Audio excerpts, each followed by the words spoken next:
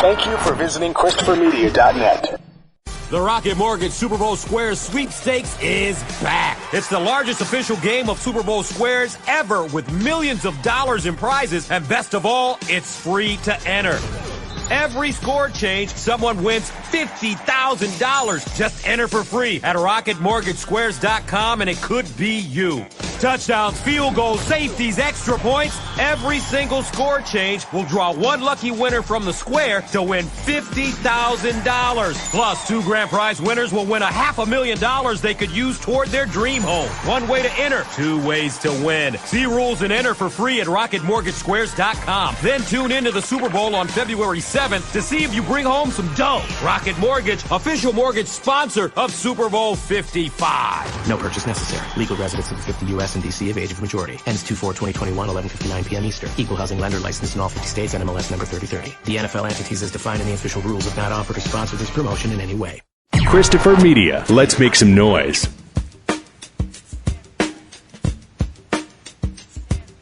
From Asthmacore Studios near Detroit, Michigan. Oh, man. It's the Weedsman Podcast. I have no idea what's going on. And now, you have smoked yourself retarded. Here are the Weedsmen. You want to get high? All right, it's number 296. I'm Chris. I'm Aaron. And this is what happens now. We are in 2 different rooms, just like we were in the Nugget, because we're in 2 different places. We're on the honor system. We're getting high together. That's how it is now, everybody. Yeah. Yeah, I've still got my concentrates. I stocked up enough. I should be able to get through this without having to go to the dispensary again, even though they have been deemed essential in most places. Yeah, especially here in Michigan. Well, too, and I know in Michigan they're considered pharmacies, right? At least the medical ones are, but I guess... The medical ones, but even the recreational ones are essential. But we'll get to that. Yeah. Y'all stocked up, but cannabis isn't really the hard stuff to find right now. With everything else, it's toilet paper. It's not toilet paper or a gun or some food. Or the big search for me has been pancake mix and syrup. Really, I got pancake mix, but I've had pancake mix. Well, I've noticed too when I've gone shopping, it's been all of the stuff that lasts is the stuff that's hard to find. Well, think about it. School's out. Your kids are home every day, and you got to feed them now. And pancakes are cheap and easy to make. So, yeah, I had to really search for everywhere that I went. They would have some weird sugar-free syrup or the really high-end maple shit. No in between.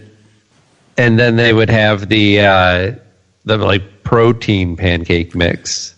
Oh, that just sounds gross. Which my daughter saw, and she was like, ew. What? Yeah, it does sound gross, doesn't it? It probably, I don't know if they taste any different. Meat-based? No, protein doesn't come from meat. I mean, It's protein for when you want to put on weight. No. Well, just eat eat a bunch of pancakes. So what do you need extra protein for? Because then you don't have to. Then you can maximize that. You can get more. You can eat a bunch of pancakes and get more protein. If you eat pancakes for breakfast every day, you will put on weight. There's no need to put in protein. Well, they also want to put on the right type of weight. I'm talking about guys who want to put on weight. Well, guys or girls, people who want to put on weight with the intent of turning it into muscle. It's ew. Don't bring pancakes into this. What did pancakes do to you people? And then what? You're getting the fancy syrups like a syrup steward should be. Sir, this is our finest maple. There's nothing in between that and the syrup nobody wants. I did. Yeah, I bought a $6 bottle of just pure maple syrup. Were you doing shots of it, hoping to get drunk? There's got to be alcohol in this, right? For what I just paid for it. I think no, seriously. I smelled it and it smells like liquor, and I'm like. This stuff doesn't usually fly off the shelves at Aldi's. That's why it's still there. Mm-hmm. Right, that was the only syrup that they had at Aldi's. So who knows how long the stuff has been sitting there. And it is just a bunch of sugar, right? I mean, you let a bottle of sugar sit out long or sit on a shelf long enough, you'd think it would start to ferment at some point. So I couldn't tell. I mean, I didn't get drunk off my pancakes. Oh, but I was definitely like, what a world that I would don't be. know. I couldn't figure it out from Googling it either, unless I'm just way off base and nobody's experienced anything like this. And it just seems that, I mean, I think we even saw a story too about all the like, so to me it seems to be all of this, the stuff that gets picked over is the perishables that you just go to a grocery store, that's it, done. So yeah, a pancake is definitely not a perishable. So the stuff that lasts a while has been so let's see, looking at from the Miami Herald here. Things that are just some things from Twitter here of things that have been left at the grocery store. Apparently, Brussels sprouts. You can get fresh Brussels sprouts, no problem. Was your syrup next to the chocolate or buffalo hummus? What? Oh yeah, chocolate.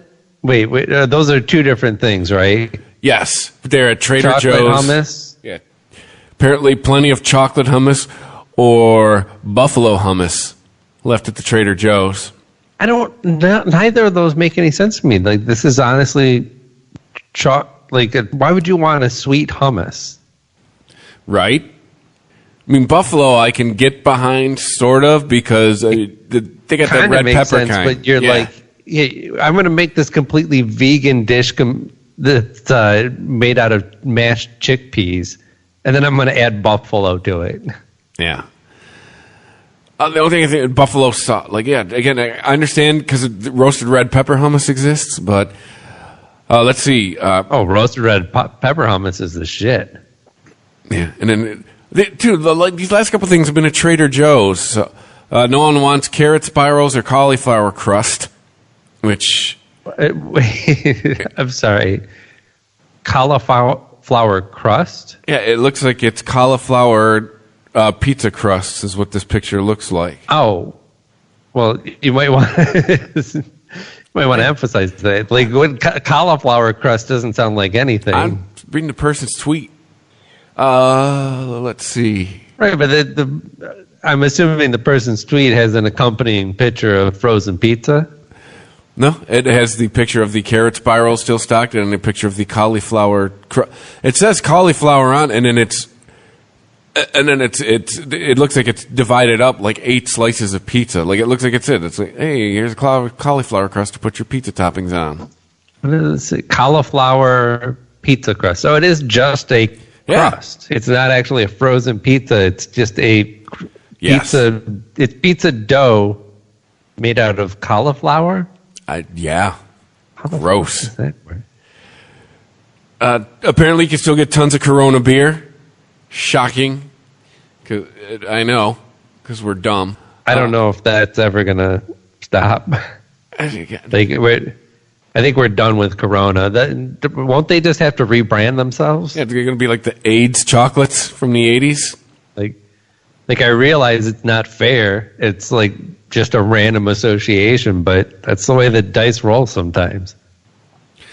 You could tell. Reminds me of a friend of mine who she had a group of girls that she referred to as the ISIS girls, and had a little like burlesque show that she was putting on, and then I remember.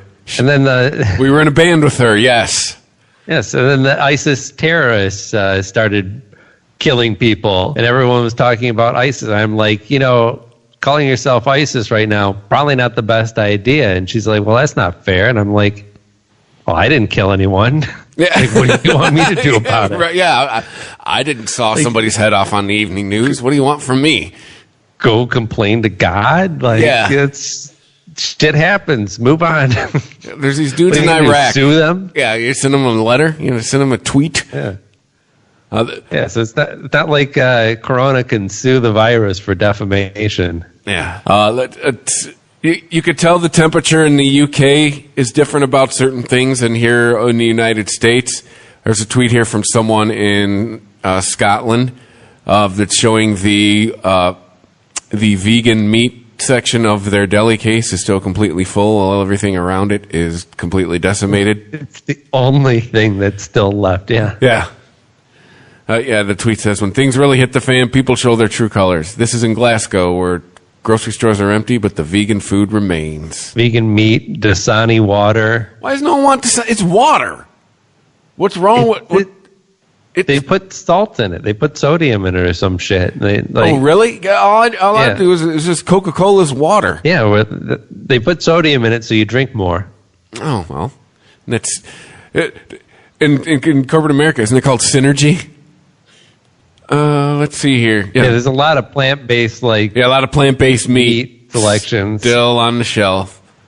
Yeah.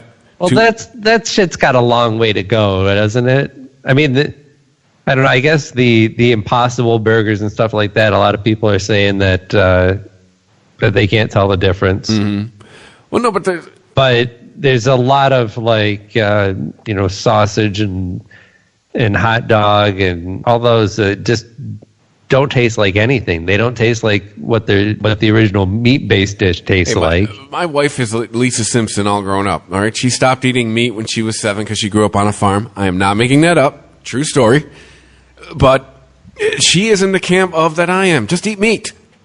Just eat meat. She's never understood it. Like, trust me, I do all the shopping. There are no soy burgers around here. There's none of that shit because she thinks it's dumb. She thinks it's stupid. First of all, she thinks textured soy protein's gross, but also she's just she doesn't understand it. Like, just eat meat. She like the only thing that shows up around here every now and then is faking.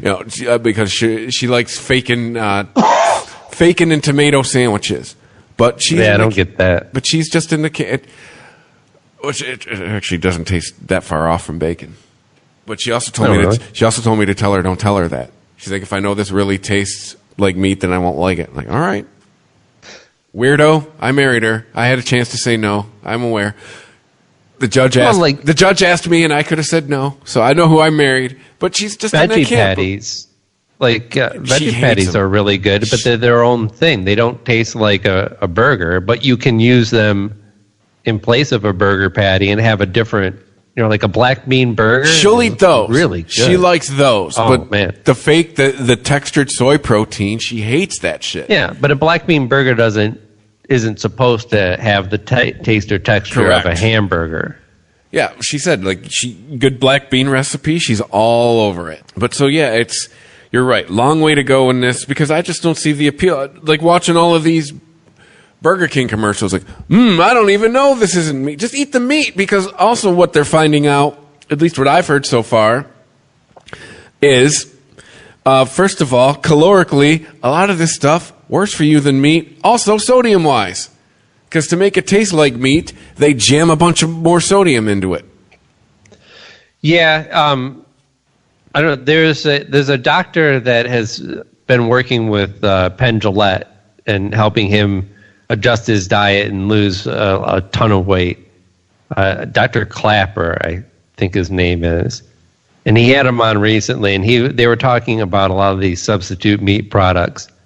And he was actually all for them, which kind of blew Penn and his other hosts of the show, it blew their mind, because they were all expecting him, being a doctor, to take a hard line on this stuff, and he's not going to sign off on anything that's not completely healthy. But he said, if these meat substitutes have a long way to go, and they still are packed full of sodium, like you said, packed full of these hydrogenated oils. Processed oils. Yeah, thank you.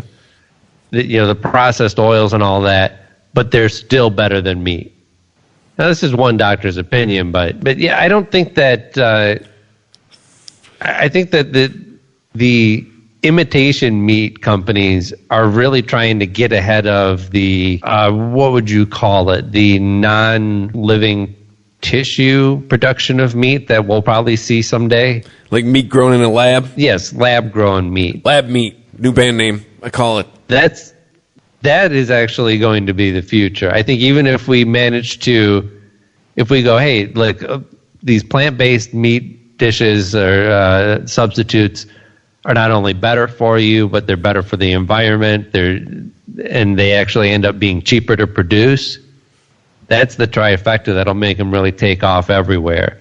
And sure, you're going to have, your diehards, like, I ain't eating that weird shit. But, it could potentially happen that it could supplant a lot of meat products in this country.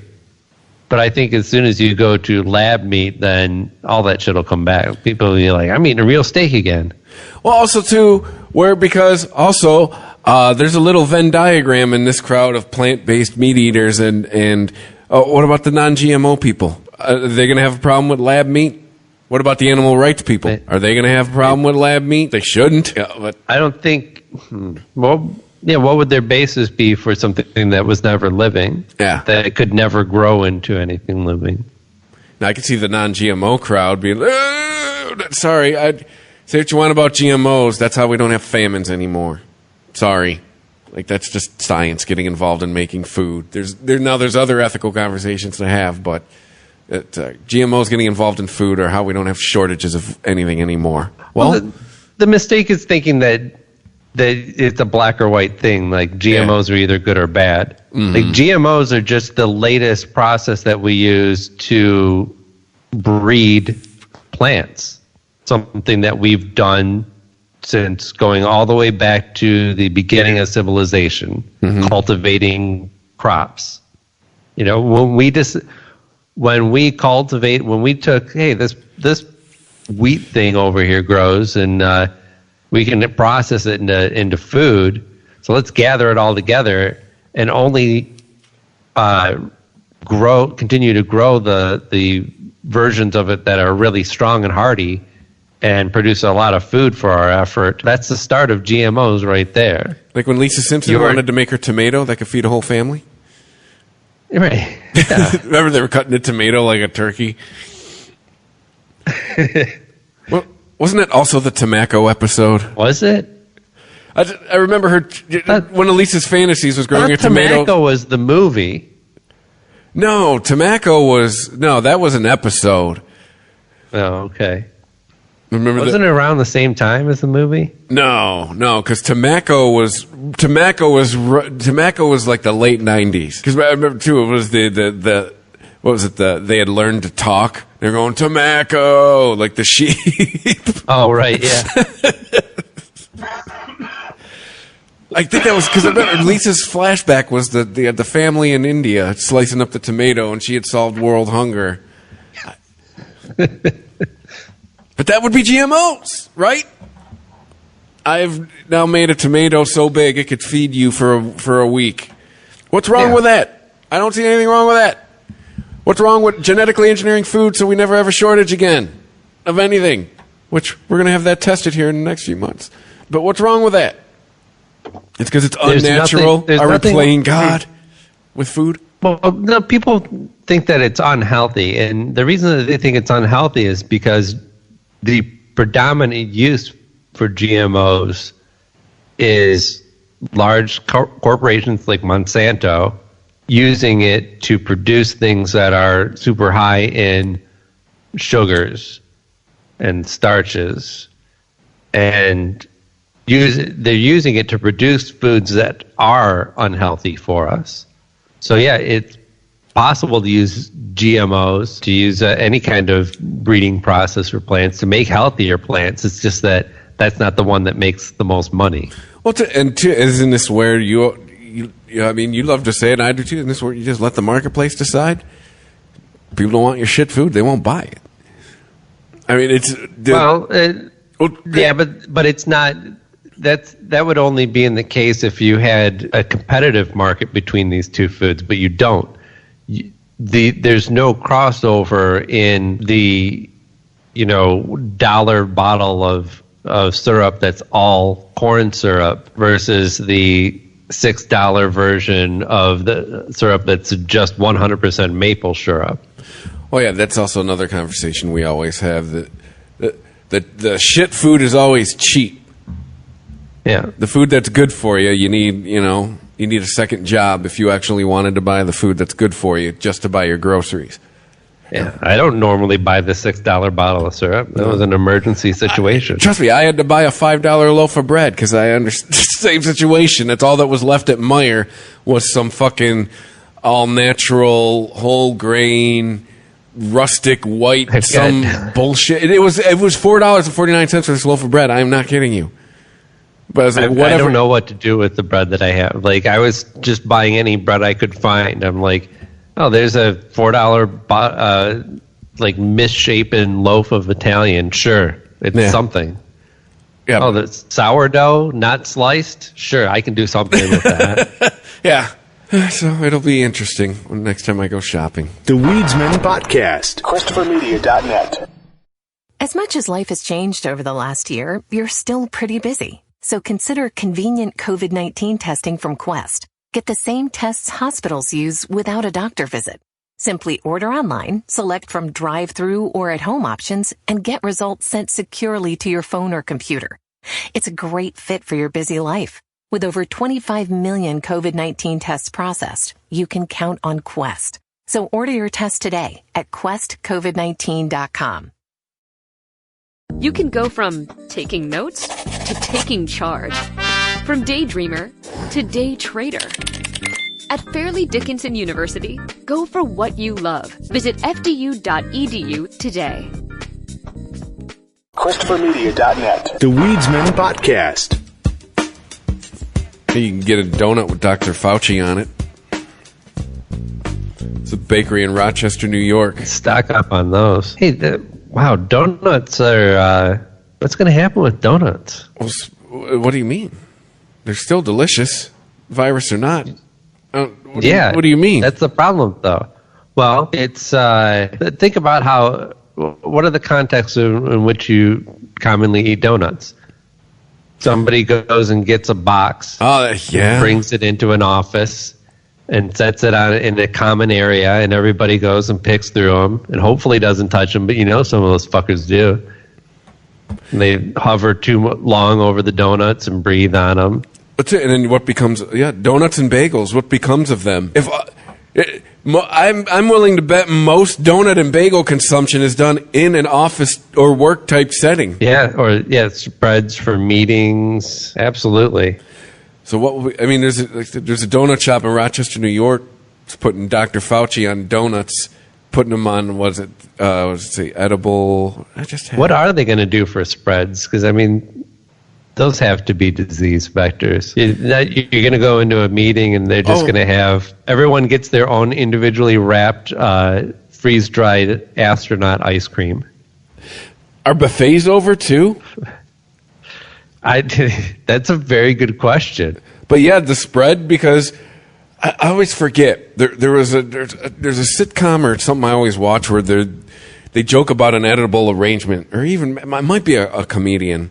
But like the joke with the edible arrangements, like, here, I got you a cold. Like, is that now really like with the spread at a meeting? Hey, everybody, congratulations, I got you a virus. Is that what we're saying now? We might. Yeah. What's going to happen to Golden Corral? Are they going to be able to recover from this? Yeah. I'm not a big buffet guy personally, but the Brazilian steakhouse. They're traveling around. They're walking around with meat on spits. Benihana. Going table to table with it. What happens to the Japanese steakhouse? Is that still a thing? Yeah. Where we're all sitting together with people we don't even know and they're cooking the food in front of us without gloves on?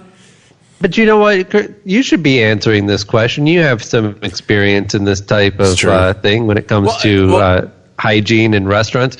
Do you think on average a buffet or something like that where there's food that's out or food that goes from table to table, do you think that is necessarily a less safe environment than your average restaurant where they're preparing individual plates in the back and bringing them out? Yes. You think there's a definite difference in possible contamination? I have been food safety certified for way too long to tell you no to that question. One of the first. And whatever, I'm racist. Here we go. Because one of the first things that went off my list when I became food safety certified and knew what the hell was going on was buffets at Chinese restaurants. I'm sorry.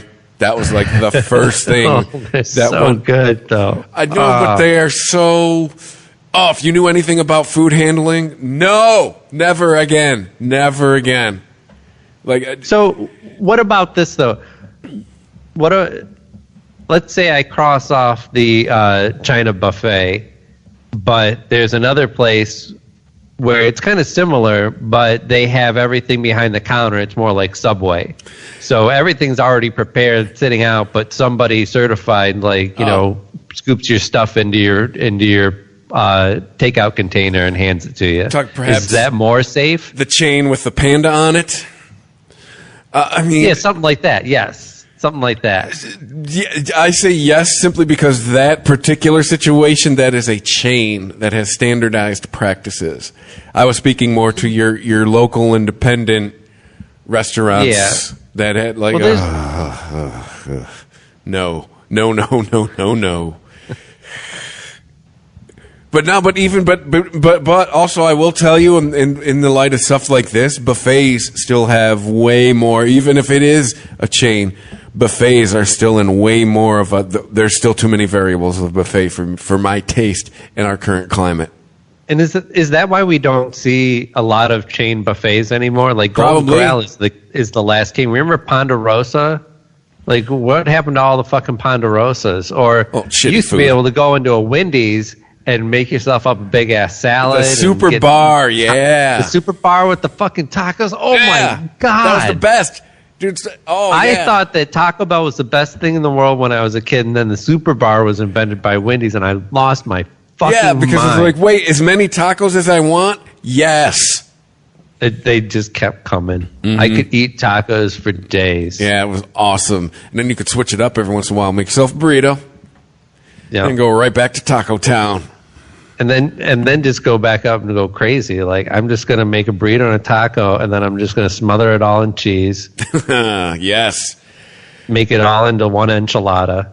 But, yeah, but I should have been a Taco Bell chef. I was practicing even when I was young. But I think those days are over, Aaron.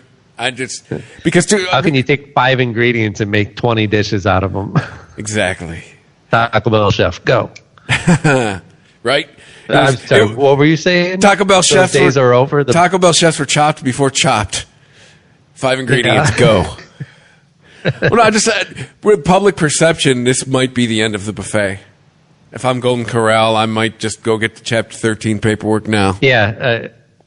Don't look at your 401ks right now, but if you are invested in Golden Corral currently, you might want to rethink that one. Well, the last 3 days, you might want to peek at your 401k. It ain't where it was 2 weeks ago. At least, it's been a good 3 days, but I know what you're saying. No, I get the metaphor is not lost on me, sir. At least see if they have a plan. Yeah. Like, you imagine you go into Golden Corral and instead of now getting a bib or something, like you go into a lobster restaurant, you just get a whole suit. You actually walk around the restaurant in a hazmat suit. Yeah. And then you'd have like kind of a snorkel that comes down, and you could suck food up into it. Or this goes the other way, and it becomes viewed as the safest restaurant because you're dispensing your own food. Yeah, but you're not stocking the buffet, you're the one in charge of dispensing your own food. I'm just. It's really. I mean, you're cutting out having a waiter or waitress. I'm just trying to account for people are weird, and you never know what. Because trust me, right now I'm trying to. We're telling everyone to have your people wear gloves for everything, knowing full well that most of us are like, we're not a big fan of you telling people to wear gloves because it just tells people, hey, you don't have to bother washing your hands. But we're telling people it's a public perception thing. You know, it's probably a good thing right now if your customers see your people in gloves. Like it's I'm just trying to account for people are weird and they're wired weird. You know what the gloves really do help with? Is not touching your face. If you have rubber gloves on your hand, you're not going to touch your face because it's just going to feel weird. Mm-hmm. It's just like tying a little string around your finger, a little reminder. Is that still a thing? I think we might Nobody does that. I'm sure we might be the last age group. People listening to this that are nodding, and the rest are like, "Okay, boomer." Wait, why would you tie a string to your finger? Does it like cure coronavirus? Yeah, we're in our 40s, and we're probably the last age group to know what the fuck that even is. Yeah. That's just before people had cell phones, kids, and could set reminders for things. That shit works. I actually would just draw a string around my finger. I'd take a pen and just draw a line around my finger, my pinky finger, and I would see it at some point during the day and go, oh yeah, I'm supposed to pick up milk, buy more drugs. It's what you did Whatever before it may be. Before day planners, kids. You tied a string around your finger to remind you to do something. It's still that's a preferred method. I don't really get into. I don't set reminders on my phone or use a day planner. See, I've just become increasingly more. Well, my life until 2 weeks ago, I had to use a day planner. I mean, my free time was at a premium. I was leaving the house at 8:30 in the morning and getting home at 1 a.m. So yeah. Which, you know, we talked about good things I'll have stock in right now. Pajama manufacturers, right? Or at least people make pajama pants. Yoga. Probably a good time to have Lululemon stock. Oh, yeah. Loungewear? God, that's right. I didn't even think of that. Or what if we dubbed it now because we're lazy fucks? Athleisure wear. Isn't that what you're supposed to call it now? Isn't that what you're supposed to call sweatpants? Athleisure wear? Right. Like, just give up on it already. Just admit that your clothing has only the thinnest shreds still tying it to anything involving activity. Yeah, I was going to say that no one wearing any of this stuff is doing anything athletic generally. Is it to make you feel good? I mean, whenever I'm wearing my pajama pants, I'm doing the complete opposite of anything physical. Yes, but the stripes make it look like I'm going faster, even when I'm sitting still. Yeah, it's elastic. It's stretchable material. We all know what it's for, people. What does Homer say about his nuclear power plant that he's designed? Look, I think the racing stripes make a good addition. Burns is like, agreed. You win. Oh, and why'd they have the design competition? That was the Grimes episode. Yeah. He was going to oust Homer. So the competition was for kids. Oh, that's right. Grimes cut out the parts that said it was for kids and made Homer believe that it was for adults so that he would enter and be shamed and everyone would laugh at him. And everyone's like, hey, Homer did an all right job. Good job, Homer. Mm-hmm. He's like, God damn it. That's right. They tried to be like, hey, he won a competition for kids. Hey, go easy on him. Yeah, remember Carl and Lenny? That is Hank Azaria's best role on that show. I mean, he does like literally dozens and dozens of different roles. Doesn't always get to do. I mean, occasionally you have like a Mo-centric episode. I guess back in the day you did have a Pooh-centric episodes that used to exist. But yeah, for just an original one-shot character, I can't think of Hank Azaria doing another one. I wish he would be honest in his interviews. He's talking about why I stopped being a Pooh, and he gets in his long, blowhardy, woke shit. Just be like, no, because I want to keep... Why do you think he's not I want to keep working. I want to keep working. Honest. Just say it. I want to keep working.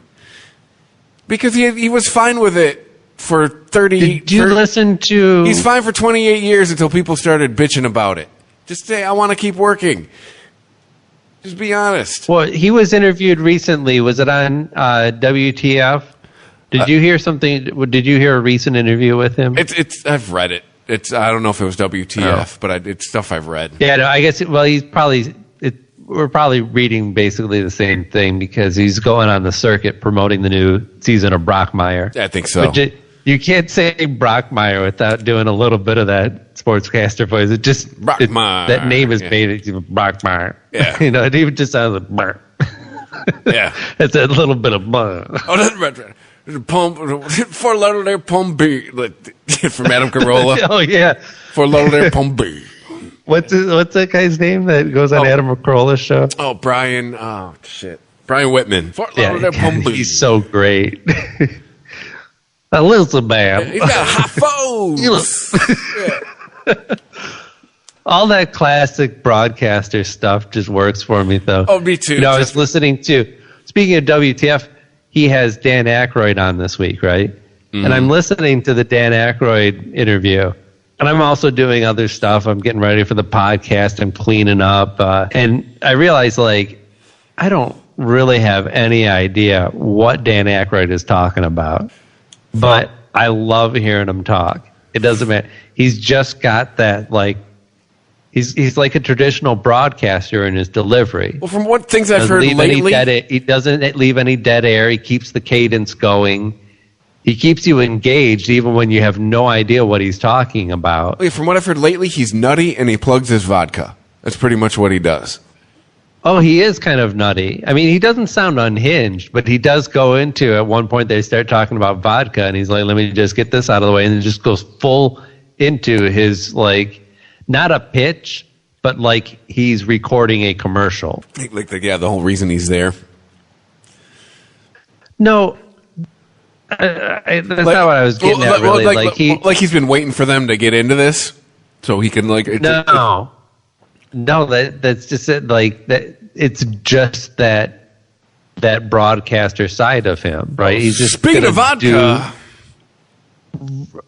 Right. It was more like that. It was like, right. You would hear, a guy on the radio might go into a product pitch or something, and you understand, he's doing something that's like mostly scripted. But anyway, well, it sounds like Dan is. Well, no, when you're in that, because I've done it.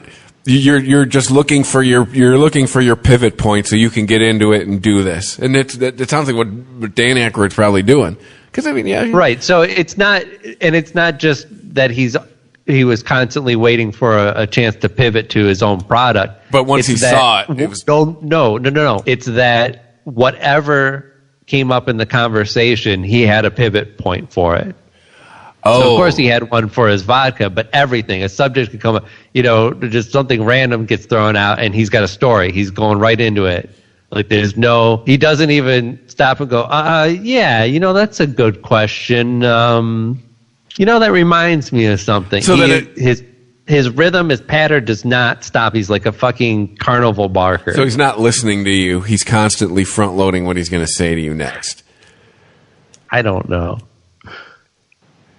Well, I just find it really entertaining. Well, I'm just saying, people who do that's generally what they're doing. Like, oh, this guy didn't even listen to me. Probably not. He's just, like, I've heard interviewing David Lee Roth is like that. Like, he's just... Well, he talks about how, because they talk about Asperger's in there, and he does say that he's self-diagnosed, that he hasn't gone to a doctor and had a doctor tell him. He just knows from what he knows that he probably has some symptoms of Asperger's.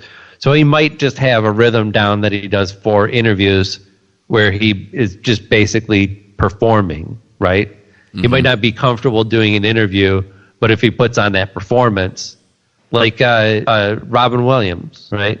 Robin Williams would do interviews, but it was really difficult to really get Robin Williams to just not be on, to just talk like a normal guy in an interview. Yeah, that came across as like... came across in an interview, it had to be exhausting to be married to that guy. Like, is this always... Like, are you always on, dude?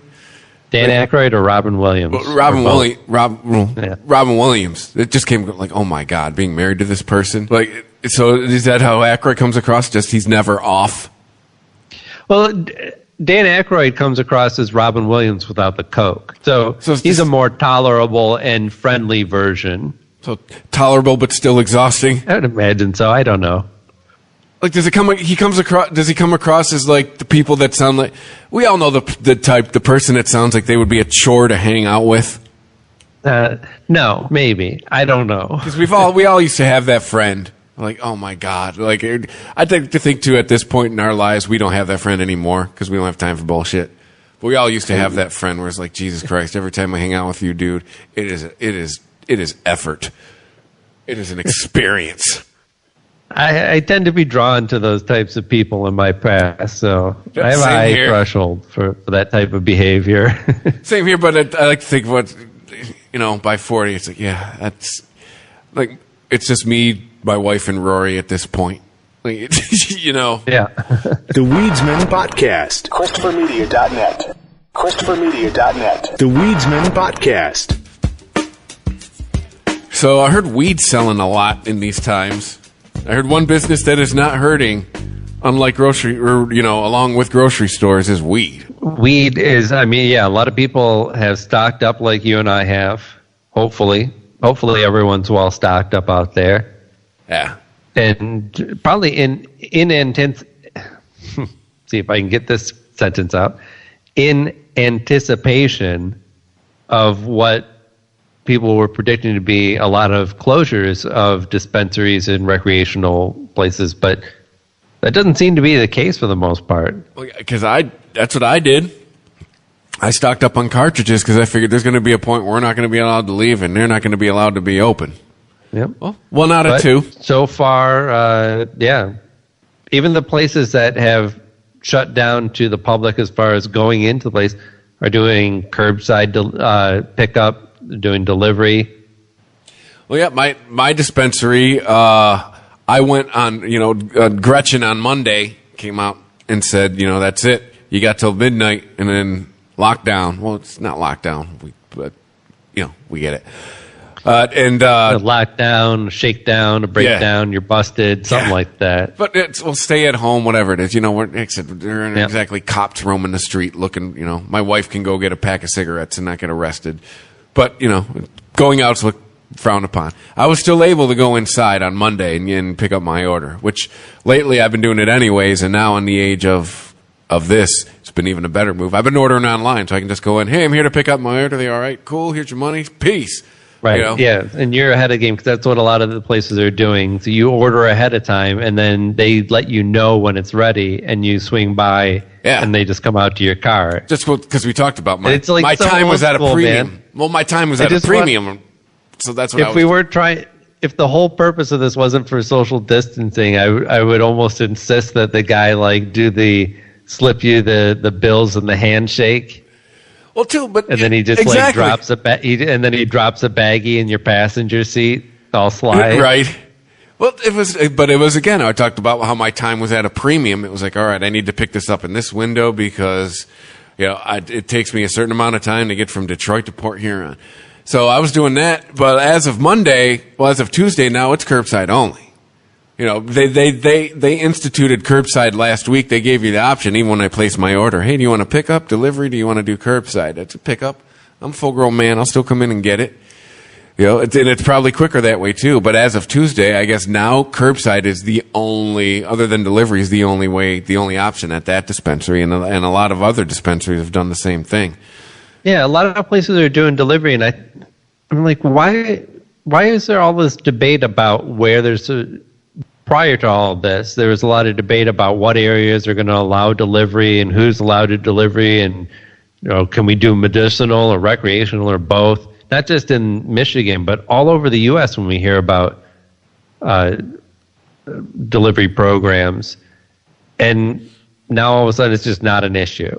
Yeah, now some people don't even. In fact, my dispensary increased their delivery area. Yeah, so it's, but we're seeing a lot of regulations relax in all businesses, though. I mean, I work with the state of Missouri with my day job, and they're relaxing things like they're allowing their restaurants to now sell unprepared food. So I mean, we're seeing that in all kinds of industries. All I'm thinking is that most of the pushback against cannabis delivery was just the idea of driving drugs around. Yeah. Right. And now it's being encouraged. Right. Yeah, you can go ahead and have your specialty shop as long as it's clearly labeled. You go there, get your drugs, you do your thing, take them back to your home. But we don't want people driving around delivering drugs. That sounds dangerous. Yeah. Okay. But it's okay for a guy to drive your Big Mac around. Well, you can kill yourself with fast food, but I can't. I can't medicate myself with cannabis. But it's also, too, thinking like the people who are going around delivering them aren't using them. That's why I've never understood why alcohol delivery isn't allowed. Right. I delivered pizzas for years. I never, regardless of what you're reading on Grubhub or on the internet about all these third-party delivery drivers, I never, ever dipped my hand into the box and took a slice. I never took a breadstick. I never took a fucking chicken wing. It's the same thing with the weed. I'm not going to take a nip. The way these things are packaged, I can't take it. The pizza man is not driving around with the pizza in his lap, eating pizza while he's delivering it. Yeah, exactly. And two, the way these things are packaged, I know I can't take a nip off of your cartridge before I give it to you because you're going to know it's open.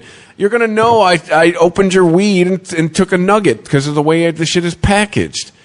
Like we're not driving around sampling. You know, if they deliver alcohol, they close their eyes and they think of guy who delivers drugs. Oh, it's the guy in the Rastafarian hat. He's got all his dreadlocks tucked into it. He's got the weed stickers on the back. He's got he's got the pot leaf hanging from the rear view mirror, and he's smoking a big fat blunt. Yeah, and that's just not the case. No. It's usually someone who looks like you're a fucking Lyft or Uber driver, or it's generally a college-age person trying to make some money, or it's someone who works at the dispensary. How about that one? So, but we've seen all of a sudden, and we've seen it with restaurants as well. Just all of a sudden, curbside.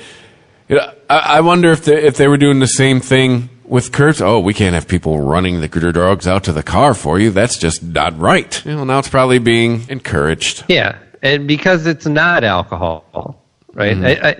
If we were doing curbside service at bars of alcohol, I'd be like, that's pretty fucked up. Go to the party store, get the bottles and take them home. But cannabis, you want to take it home. It's legal. You buy it. You don't do it in the parking lot. There's no reason to clam bake on the way home. Yeah. So I wonder if stoners are. I mean, come on. We're being asked to stay inside, watch a lot of TV, get our food delivered. I mean, is this the golden age of the stoner right now? Yeah.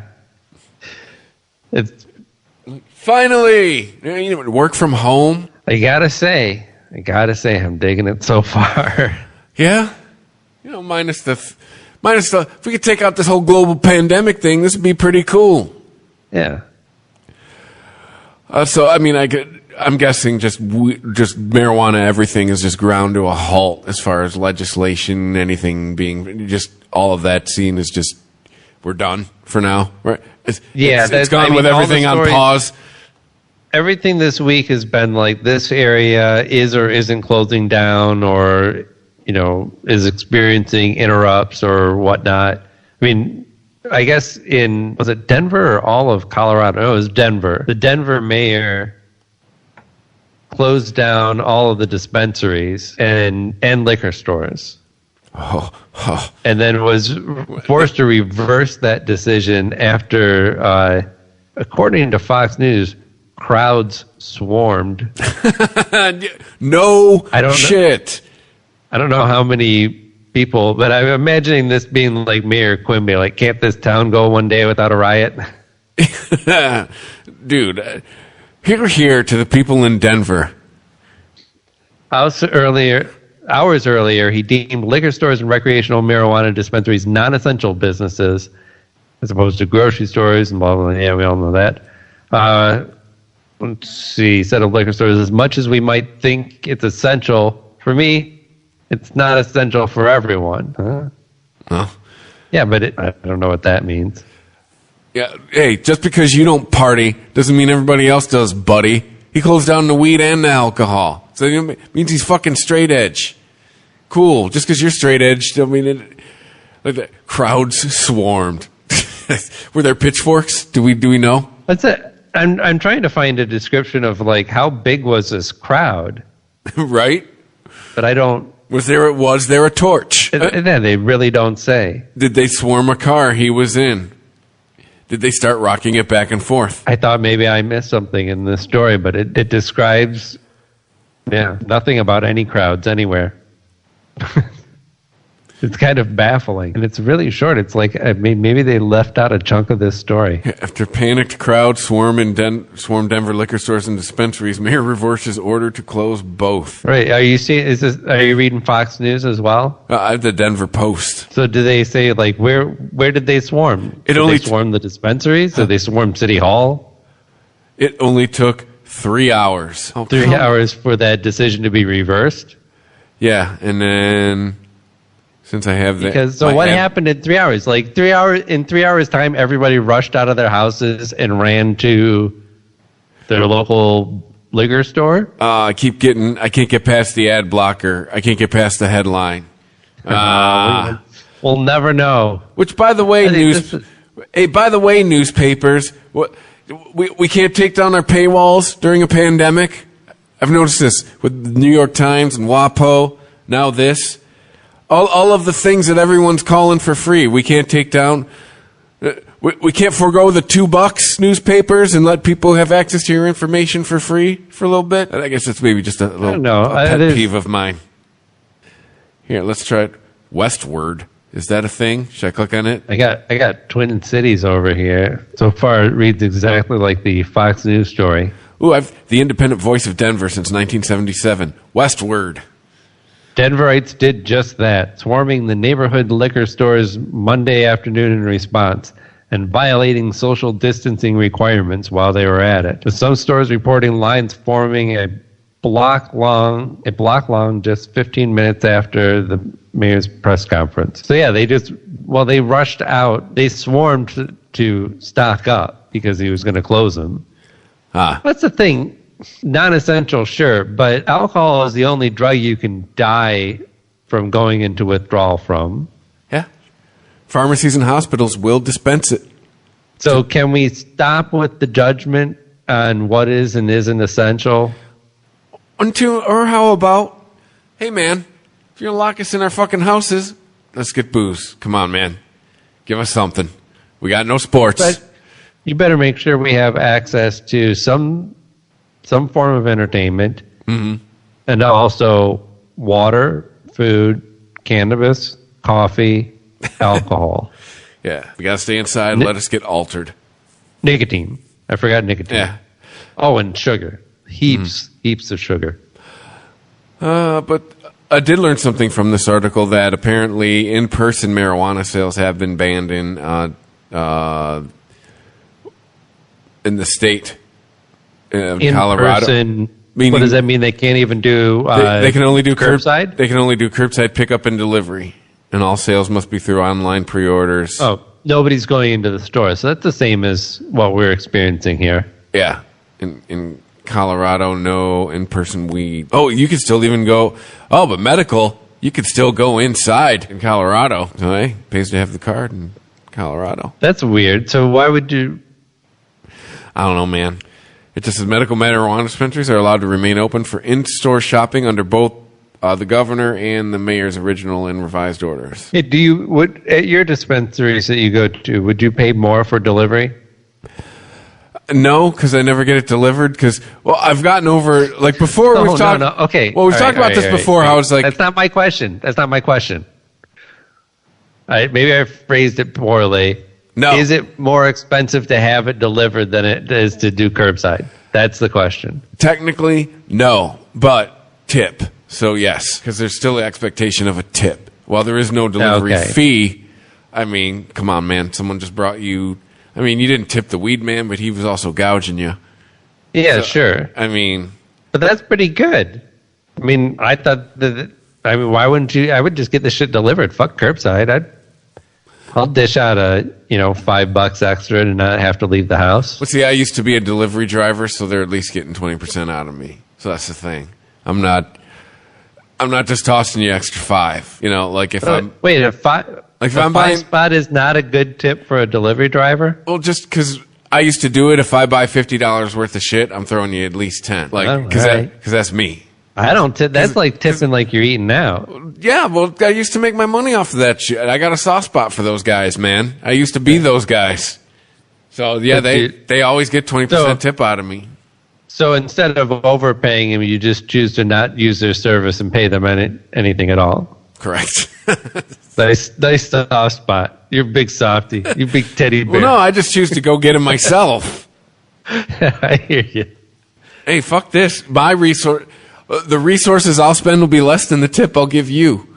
I'm spending less than $10 in gas. You know, I'm spending less than $10 of my time. That's the way I look at it. Well, if you want to know about some information about how to get your cannabis and stay safe and not get COVID-19, the Cannabis Consumer Policy Council has a nice little infographic, and I'm sure you can Google this. Was it the cannabis? Some safety tips. Say what? The what council? The Cannabis Consumer Policy Council, the CCPC. That's a little too close to the CCCP, right? PCP? What? Anyway, yeah, the CCPC. I'd never heard of them. The Cannabis Consumer Policy Council. This is a new organization. Is this national? I don't even the CCP. Yeah, trying to Yeah, find. they have an infographic. First tip is delivery service. Mm-hmm. Express order to curbside. So this is all stuff that we were talking about. Hands off. Resist the urge to touch displays, countertops, blah, blah, blah. Keep it clean. Wash your hands. Clean product. Yeah, like, none of this applies specifically to cannabis. Like, it all applies to cannabis. This applies to life right now. Like, Yeah. Right. So basically the same rules that you would get if you were ordering a pizza, apply that to cannabis. Yeah, it's common sense. It's Like make sure nobody licks it. curbside delivery. Don't touch anything. Wash your hands when you're done. Make sure you sterilize the product before you use it if it's not flour. Yeah, pretty much. It's rules for life right now. Just swap out cannabis and substitute something else. Which I think we kind of we talked about it a little bit with the when we were with the food. Like all of this stuff that's been coming out, like it's all been common sense to me in the food industry for years. Right. Yeah, just proper food handling. Yeah, wash your hands for 20 seconds. Don't touch your face. If you do touch I always just say don't touch anywhere above your neck. Don't touch. Well, touch anywhere above that's your neck. If another you do, thing. wash your hands again. Like it. That's another thing with looking for news stories is that everything's coronavirus related, but also a lot of it it's related to the cannabis industry, but only in the same way that everything's being affected in the same way. Yeah. So a lot of stories about like, oh, is now a time to buy cannabis? No, it's not the time to buy cannabis stocks. Now's probably not the time to buy a lot of stocks, especially if you're reading the Motley Fool looking for what cannabis stocks you should buy. Stop buying stocks. The answer's none. Yeah. Well, I can tell you, I've learned that 5 years ago because the industry is still too new, and it's still doing it. The answer right now to answer cannabis stocks is none. Until if you're going to be getting into this cannabis investment, then you're going to have to be familiar with every aspect that's going on. You have to wait. You can't just go, oh, these guys look like they know what they're doing with cannabis. You got to figure out what states and countries are they allowed to do business in, with what type of operational business licenses. Exactly. When you start investing in cannabis stocks, once natural prohibition ends, that's when you start investing in cannabis stocks. Yeah, when somebody actually does come in and go, we're the Coca-Cola of cannabis and we're going to be everywhere. You're like, that's my guy. Yeah, so far there's been people that have been like, I've heard a few people, we want to be the Walmart of cannabis. We want to be the Apple of cannabis. As long as there Everyone are still wants to. As long as there are still there's federal regulations against it, it's not worth investing in because it's too risky. There's too many variables. You'd be hard pressed to be the Piggly Wiggly of cannabis. Yeah. You'd be hard pressed to get across state lines with the unified product. So once we get it off Schedule 1 and we end national prohibition, then you start investing in cannabis stocks. Until then, it's too much. It's too much of a guessing game. Yeah. Right. This is still like expert level investing. Like if you're going to get into something like pharmaceuticals, or aerospace, where like you have to do a lot of research and probably have a lot of insider knowledge. Yeah, because right now you are essentially investing in your friend's craft beer. Think of it that way. If you invest in a cannabis company, your friend made a beer at home and now he's trying to sell it, and you're going to invest in it. If you've got some money that you want to put to an investment and you're willing to take a risk, you'd be better off actually starting a business just selling, processing, or delivering cannabis. Oh, yeah.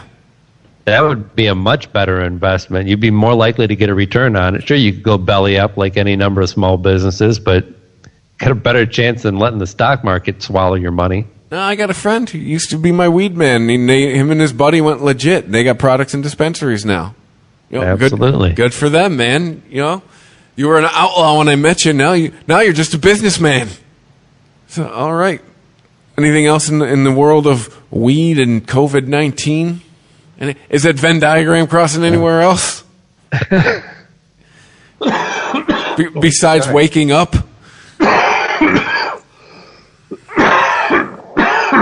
Yeah, which, by the way, that's got to be a thing now for people. Every time I hit my cartridge a little too hard and cough, my wife gives me the side eye. I'm like, no, I'm good. Just hit this cartridge a little too hard.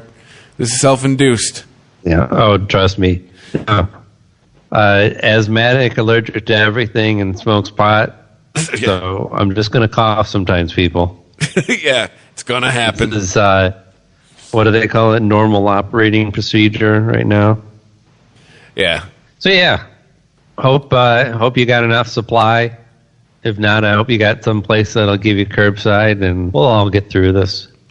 Yeah. So and who knows? Maybe next week we can even have a show where we don't even talk about disease, because we're supposed to just be talking about fun stuff, right? Yeah. Well, too, next week it's going to be a few days.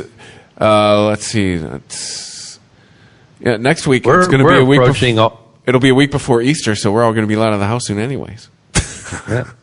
We're also approaching 420, not just April 20th, but April 2020. Yeah. The longest 420. Yeah, the longest 420 ever. Since, the longest 420 in 100 years. Yeah. It'll be the longest 420 for the next 100 years. Well, you won't get another one till 2120. Are you sure? Is that how numbers work? You know, there are days where I'm not so sure anymore. But figures the year where we have the longest 420 ever, we're all going to be stuck indoors for most of 420. Right? Clam bakes everywhere. Yeah. Oh, man. Imagine the kind of event we could coordinate across social media on 420 this year. Because the 420 on 420 on 420. Dare we, actually try and set up a Zoom session where everybody just gets high? At 420 on 420 on 420? Yeah. The inception. Let's do it. The 420 inception. Let's see how many people we can get on one session at that time on Zoom. We got time to set it up. What's that? Break the bandwidth here. But why not? I got the most.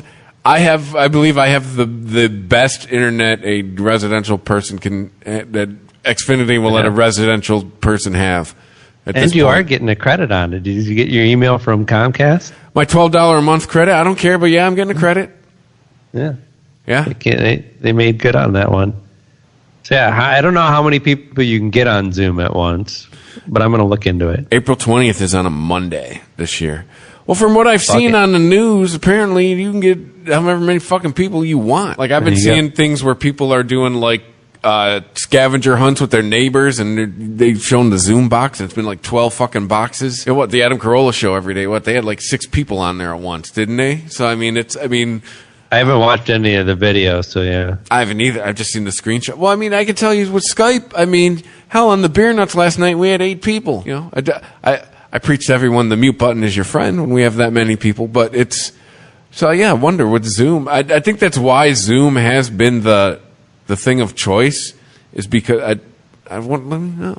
If only there was something in front of me that could give me information. Stand by. Well, no. Normally stand by. We're wrapping up. But I said we'll look into it. Up to 100 Oh, that's why you have to pay for it. All plans allow up to 100 participants in default in every meeting. And up to 500 with a large meeting add-on. We could have 500 people getting high on 420. What? At 420. On 420. That seems unnecessary. Why do you need up to 100? At a certain point, not everybody can actually provide input, so why wouldn't they just watch a stream of the conference? Right. Anyway, I don't know. The world's worst conference call. I'm with you. I don't know why Zoom took off in ways that Skype didn't, other than the fact that Microsoft seems to have a knack for getting their hands on really good products and then running them into the ground. Zunes, looking at you. Was the Zune a good product? I had a friend who had one. I never actually used one. Yeah. But yeah, here's a question for you. What's the big Windows podcatcher? Buzzing. What's that? Yeah. Crickets? Yeah, exactly. Hold on. Yep. Well, it's with the Android podcatcher. What's the big Android podcatcher? Nobody knows because there's 9,000 of them. Get one, like Apple. Well, with the Google having their own branded one now, that might end up being the king just by default. Hopefully, that's the thing. Android. Well, now we're getting in the weeds. Time to end the show. Yeah. All right. What other platforms can people follow us on? Spotify, iHeartRadio, Spreaker.com, Stitcher, ChristopherMedia.net. We're also on Twitter at The Wiesman Podcast. We're on Instagram at The Wiesman Podcast. I got to get all of our Instagrams in order this week. I figured since we're ramping up the digital content like everybody is, I got to get our social media house in order, and that's going to be going and getting all these Instagram accounts moving again, especially since I'm understanding. I've understood Instagram for a while, but now that I've got time on my hands getting all these things up and moving, I don't think we're ever going to be on Snapchat. Well, there's understanding it, and then there's learning how to work it. Yeah.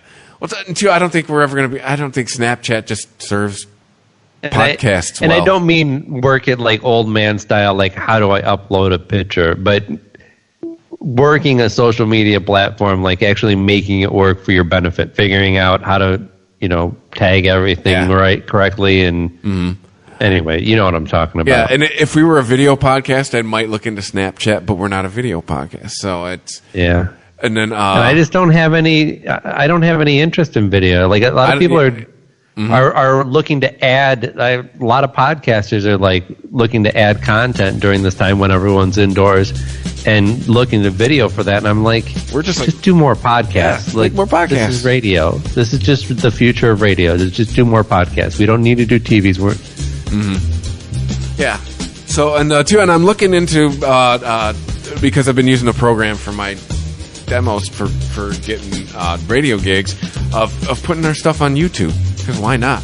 There are those things that are out there, so all that stuff's out there. But for now, quick aside, you know what the best thing about coronavirus for the podcast industry is? It's going to kill the live podcast. Yes, the scourge of. But some people can pull it off. Some people do live podcasts really well. Most of you, and you know what I'm talking about, do not. Yeah, not everyone's Adam Carolla. Yes. Yeah. So thanks everybody for listening. I refuse to say our new normal because it's temporary, but it's strange times, right? So stay safe and healthy, and also stay high. Stay high. The Weedsman Podcast. ChristopherMedia.net.